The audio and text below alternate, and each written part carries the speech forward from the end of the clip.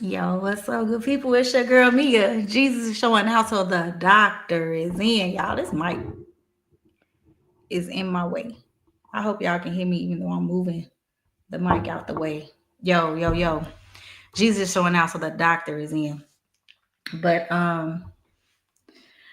before we get started, you know, in my office. Y'all can see it's my birthday. Happy 42nd birthday to me. I am in the lab.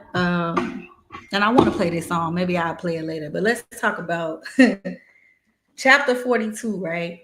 Now, for us Bible readers, right? Why is chapter 42 significant? Um, one chapter 42 in particular is Job's chapter 42. In Job chapter 42 is when, after everything was stripped from him, everything was taken from him, the Lord regenerates and restores it to him in abundance. And I'm praying that this is my year. However, I know this is my year. I'm claiming it. It's my year. Speak positivity. It is your year. It is your chapter 42 year, right? It's my chapter 42 year. It's our chapter 42 year. Okay. However, in order for me to step off into my chapter 42 of abundance, I got some unfinished business with the Lord. And here's what's crazy about this particular unfinished business. You know what I'm saying? A lot of times when we view having unfinished business with God, we view it as something that we promised him or something that he asked us to do, right? Well, my unfinished business is a little different. My unfinished business is something that I asked him for. Um, it's something that I asked him for, right? And I've been talking about it on TikTok, Facebook, Instagram, everywhere, but now we about to get knee deep down into the nitty gritty, right? So, and it goes back far, but we're not gonna get into all that. We're gonna focus on, again, how to get in alignment with God's will for you. And what's funny is God's will for you, when he says he will give you the desires of your heart and things like that, we don't believe it. We don't believe it, which is why we be in the way of him answering a lot of prayers for us. And again, like I said the other day, you will pray for something and then get up and start walking towards something else. So to be specific with that, so May 5th, 2023, I graduated with my doctorate degree. I got my doctorate in education, organizational leadership, and development, right? With an emphasis in organizational leadership and organizational development. Now, what's funny is if you look at that degree in order of the way it is presented, you got a doctorate in education with an emphasis in organizational leadership and organizational development. Why is that significant spiritually? Because that means out of education came organizational leadership and organizational development. Walk with me. So, in that transition, I believe that he was trying to tell me something, even in that, right? But again, we don't listen. And we have proud looks on ourselves. We look down on ourselves. We don't think, and we're not supposed to think too highly of ourselves, but we're supposed to love ourselves as we love other people, right? So if I can encourage and empower other people and tell them that they will do greater works and tell them that God has, blessings and things for them. If I can do those things for other people, why am I not? That makes me a hypocrite because I'm not doing it for me. I'm not doing it for me. When God comes and tells me, you know what I'm saying? Because you have mastered education, you will now transition and go into organizational leadership and organizational development. And then he asked me, how do you want to do that? And I say, speaking right. He like, okay, he agreed. Why didn't I believe him? Now, keep in mind, I just said, why didn't I believe him? Well, here's the thing. I'm stuck at education. Walk with me. I'm stuck at education. I'm stuck. Keep in mind, I'm not saying education got me trapped. I'm not saying education has a hold on me. I'm saying I'm stuck at education, meaning I wouldn't let it go so that I can move into the two paths that he was designing for me, right? So when we ask God for things, we don't walk as if it's done. And we say it again in our minds like, yeah, he doing it, right? But you're not walking towards it. You say with your mouth, and what he say? Do as they say, not as they do, for they say and do not. Your mouth is saying you got it, but your actions are saying it's not. You don't. All the way down to this live right here, like this live that I'm doing right now. When I tell you everything in the world tried to keep me from getting on live today, everything in the world. First of all, I was supposed to get on live yesterday. Okay. And I didn't get on. I was supposed to get on live several days before today. Right? Because guess what? If I know I got unfinished business and God know I got unfinished business, then guess who else know I got unfinished business? That part. And why is it so significant to know that we wrestle not with flesh and blood, but spiritual wickedness in high places? So you cannot blame the vessels that the Lord uses to try you and strengthen you to see if you're going to push through, nor the ones that Satan used to try to distract you and delay you finishing what you started.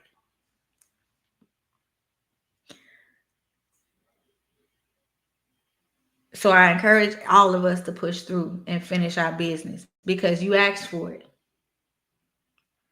That's the hint. That's the catch, right? When you send up a prayer and you tell the Lord, this is what I want to do for you, or this is what I find joy and fulfillment in doing. This is what I feel like I was created to do, to speak and to write, right? Speaking right. Now, when I became a teacher, I had that same passion, same vision, same drive, same everything. And I got my master's in education, right? Because it was a master's in secondary education with an emphasis in English, right? So all while that was in fulfillment, I was in alignment at that point. But it was when the pivot came, when the ascension, when the elevation, when it became time to transition into leadership, that I froze. Now, here's the thing. This is where alignment really is really important. And again, this is unorthodox. Like, this is the way I'm talking about God, or way I'm about to talk about him. It's gonna ruffle some feathers, baby. And I'm with all the smoke. I'm really not afraid at all. But when your walk starts to look more like Jesus's and less like Peter's, Paul's, the Sadducees, the Pharisees, and the scribes, that's how you know that he is transitioning you into leadership. Now, again, I'm not saying that, nope, I'm not even finna do that. I'm not finna try to fix the message to make it fit. I'm not doing that. At the end of the day, when your walk starts to look more and more surrounding them, that's when you know that you're in alignment with where you're supposed to be going. That's how you know. Now, how can you identify that? Well, if you find yourself unconsciously fasting, like unconsciously, like days will pass and I'll be like, dang, I ain't ate since yesterday. And it'll be like 9 p.m. the next day. Now, it ain't like, I was thinking about it or plan to do it. It's just I did not have a desire to eat. Okay. And sometimes it'll go on for days like that with me. You know what I'm saying? It'll go on for days. It'll be days, and I'll be done not 8. So now we at that 40 days, 40 nights. And of course, what's funny is when the enemy come, when people come, when situations and circumstances come, and I ain't ate out for so many days, and I'm, what that sound like? You know what I mean? That sounds like when Satan came to try Jesus, right? I'm like, okay. But again, that's how the word comforts you. The word is supposed to comfort you by you knowing that your Lord and Savior overcame, so you can overcome this, right? So that's a synchronicity. Also, my favorite. I hate, you know what? I hate that I only really remember the bad parts. I'm not even saying the bad parts, but the strengthening parts, the struggle parts. But those are significant parts in his story, like the Judas, when Judas comes. You know what I'm saying? The one that shows up as a friend but ends up being your enemy of sorts, but it's also necessary for your transition. Now, Judas is important. His part is important because we know what happens after that benefits us, right? But we don't think about, if we're truly followers of Christ, are we going to have that same strength, discipline, focus, and obedience when it's our turn to be betrayed, let them eat, and cross the stage? So for me, this is why my business stayed unfinished. And I know you're like, she going all around the corner. Let me say this. One, the called and chosen process is definitively defined by Jesus's walk, right? Which is why a lot of us be like that. Yeah, I'm not even going. But that's what Satan wants you to do. He wants you to believe that it's hard, it's difficult, it's unattainable, and it's not still happening in 2025. Baby, let me tell you, it definitely is. You just got to see it with your spiritual eyes and not your physical. You have to see it. If you don't see it, you'll miss it. And then them lessons will be on repeat. So if you're in a situation where you can't keep a friend, if you're in a situation where every time you become friends with somebody, it turns into something else after a while, baby, you walk in there and he's showing you what part of his story you're at, and it's repeating because you keep failing at this part. Okay. But here's what's really, really interesting that I'm at now, right?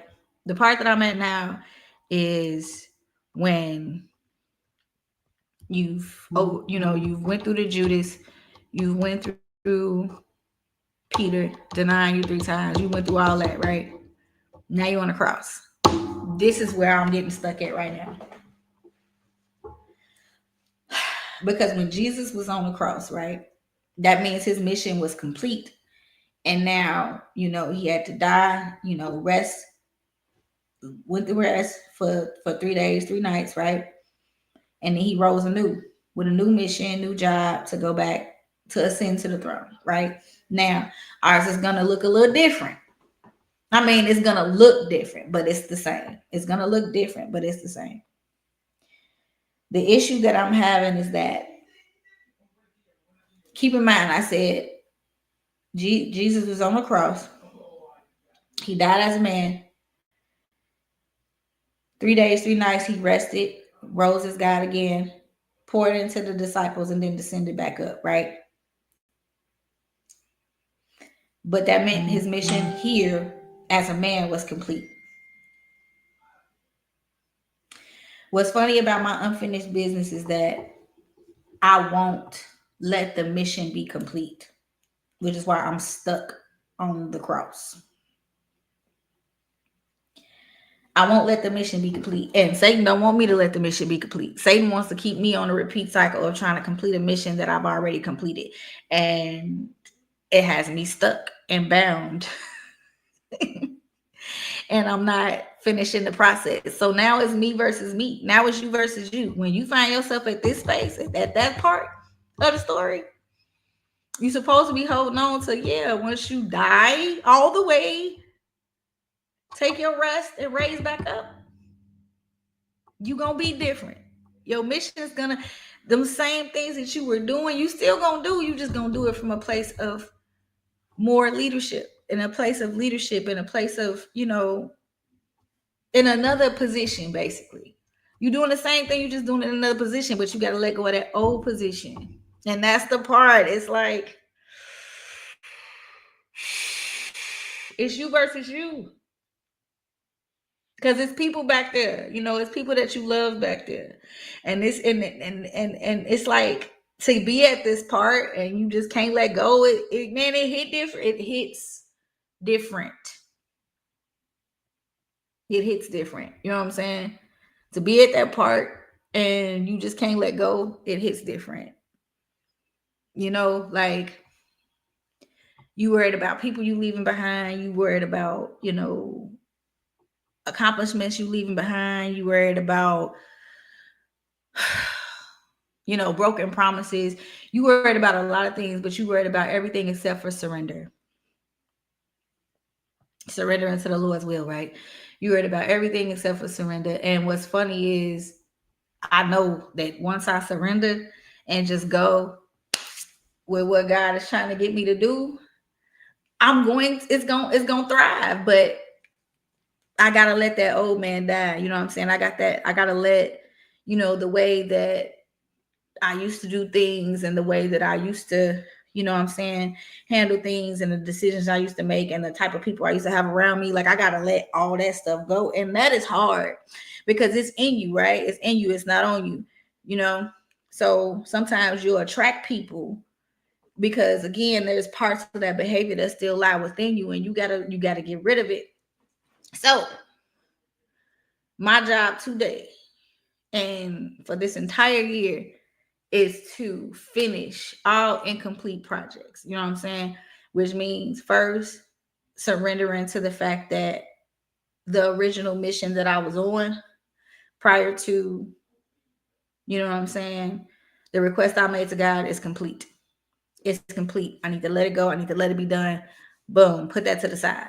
Now I need to focus on, you know what I'm saying? Because, like I said, my husband used to always be like, "Babe, you too big for a classroom. You should be, I see you being a public speaker. I see you doing this, doing that." And it's like, again, my mind would not wrap it. I could not wrap my head around. Like, yeah, I wanted it to be true. You know what I'm saying? I wanted to believe it. You know what I'm saying? But it's like, again, that's me looking down on myself. Like, yeah, in the safety of my home and in my office and, on the camera where can't nobody like say nothing back, or I can't see them looking at me. Yeah, but if that's what God is calling you to do, that's what He's calling you to do. The least I can do is try. You know what I'm saying? The least I can do is try. And the reason I'm saying all this to y'all is because, yes, today is my 42nd birthday. And I know a lot of us have dreams. A lot of us have aspirations. A lot of us have things that we want to do. And life is hard right now. Like, a lot of us are struggling. The job market is whack. You know what I'm saying? Like, what better time would it be to try to find a way to increase yourself by doing something that fulfills yourself? As long as you ain't trying to steal, kill, or destroy nobody. What's wrong with taking this time to try to get in alignment and let the Lord increase you? Unfinished business. There's some prayers on the table that you've requested of God, and He's just waiting on you to get in alignment with that prayer. So, my chapter 42 birthday wish for myself and everybody else is that we finish our business. We surrender to the will of the Lord, get in alignment with His will for our lives so He can give us that expected end and the prosperity that He, and again, I know everybody be like, "Ooh, prosper." Listen, the vessels taint the word, not the word itself. You know what I'm saying? When people have ill intent, when they say things like prosperity, that's on them. But the book clearly says, "I know the thoughts I have towards you, not to harm you, but to prosper you, to give you an expected end." If the Lord wants to prosper you, don't let vessels make you fearful of that word. You know what I'm saying? Just keep your heart humble, keep your mind stayed on the Lord and meditating on his word. And prosperity does not mean pride for you. It'll mean humble beginnings to sustain you while you working in his vineyard. You know what I'm saying? So again, my birthday prayer and wish, you know what I'm saying, is that we all get into alignment with his will and his way for our lives. Because yes, his word is the foundation, his word is the blueprint, but he has an individual. For we are many members and we all have different jobs. We still got to get in alignment with the job he has assigned for us to set the foundation for our prosperity, our salvation, and our eternal employment with him. Okay, so that's that piece. I hope the Lord is pleased with my sacrifice, because baby, it was a struggle trying to get on here on today. Okay, it was a struggle for the last couple of days, but I got on.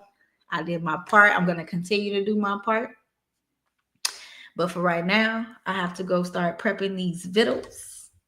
Okay, because I am making gumbo, mac and cheese, greens, string beans, sweet potatoes, and my husband made some bomb jerk chicken. I tried it yesterday. It was busting, baby. Okay, it's good. But yeah, I'm cooking a meal so I can break bread with my board of directors later. I was gonna work on my website and stuff, but I'm gonna take the day because I feel like this is the only work I was supposed to do today. Oh, and I got a meeting in an hour and 45 minutes. But aside from that, I feel like this was the work that needed to be done today, because this is the work that I asked God to do. And he said yes. So thank y'all for joining the live and helping me complete at least one task associated with my unfinished business. And I'm going to keep. So y'all going to be sick of seeing me. Okay. So be sick of it, because it is what it is. But when God says yes, you can't say no. You can try, you can want to, but it's a lot easier to just go with his yes, because it's really for your good. It's really for your good. And it's probably what you asked for. It's just not showing up the way you thought or planned. But it ain't your plan. All right. So love y'all. Be great. Be you. And in everything you do, stay true to you. Y'all. And here we go. It's going to be another 365. So I don't know where I'm going to be at 43. But preferably, this unfinished business will be complete. Okay. No, we claiming it. This unfinished business is going to be done. Okay. Period. All right. Love y'all. Y'all go outside and tear it up. I'm going to get in this kitchen and whip it like a stir fry. So y'all have a good one. Love y'all. Peace.